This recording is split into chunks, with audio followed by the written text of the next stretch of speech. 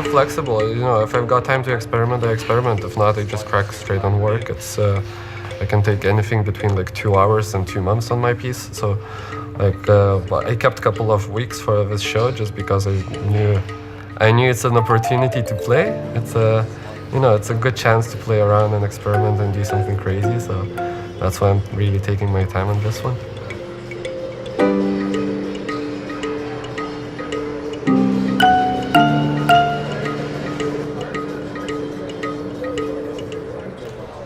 I did a few before. I did some work inspired by Pollock, by Mondrian, and I like to bring, you know, modern abstract artists and bring figurative elements into their compositions and sort of reinterpreting it and bringing it a new dimension. So this time around, I'm sort of getting my piece inspired by Coulter's mobiles.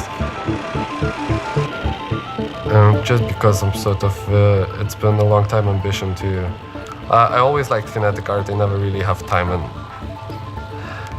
enough time to play around with it. So that's why I'm sort of using this opportunity to do something moving, something in motion, and something more interactive. So yeah, just taking it as a kickoff point, but where it's gonna lead me to, I have no idea. As I said, you know, it's all just. All the elements come around. We went to a junkyard shopping yesterday and we got some new things which bring me some new ideas, and it's just moving a bit different direction since yesterday, and we got another week left, so I have no idea how the piece is gonna end up looking.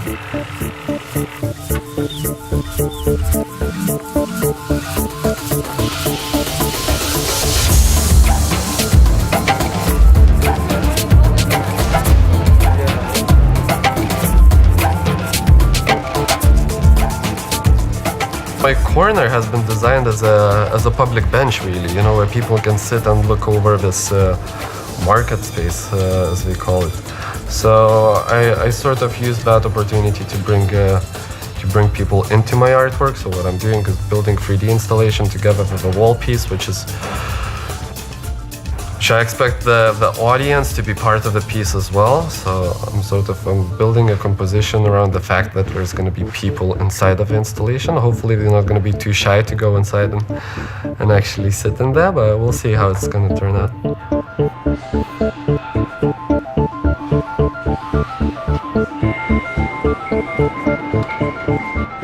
I see painting as my medium, as my primary medium. It's what I do, but I always love to see more dimensions in the artwork.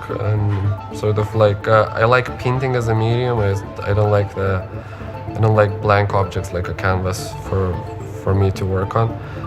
As I said, I pick up a lot from my environment, from the objects that I found, from the people that are around me. So I like to play with that and absorb that into my artwork. So yet still using a painting. So it's been my thing. Ever since I remember myself, I've always been sticking things to my paintings, and sort of that's just where it's coming from, and I try not to stop myself of it. It's quite been recent development in my work where I start bringing people into my painting as well. So I see the audience as part of the artwork as well. So that's what I'm trying to embrace in this artwork here. So yeah, we'll see how that turns out.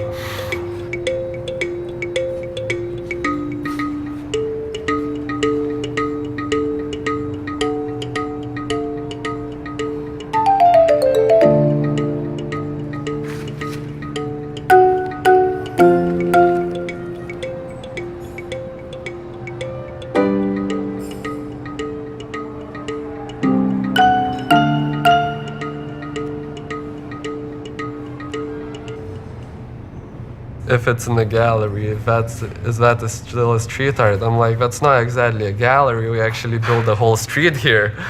So, like, it's weird. It's very new dimension for what I see in terms of the art curating, because it's a street artist working indoors on an artificial street, which becomes a spectacle. I see it more as a theater than an art exhibition. Really, it's a spectacle, and I like how audience very much as a part of a spectacle, because it's going to be a street full of people, but the people are not going to be a regular street people. It's going to be people who are there to see the artwork, but it's not exactly a gallery space either. It's just this in-between thing, which is quite interesting concept. I love the idea of that, you know, crazy the whole Magic City, you know, it's in the name. It's called Magic City, so it's sort of this just space where anything is sort of possible, you know, and the artists have their imaginations go wild and get the viewers involved in it, and it's quite amazing. I don't really know if it's street art or what is it. It's as well, the profile of artists here is so mixed up. Everyone is doing the different thing. They're all on different levels. Some are more commercial, some are really underground artists, and some are from the like contemporary art world, and some are just like street kids doing random installations. It's weird. I don't like to categorize things, especially when it comes to art. Yeah.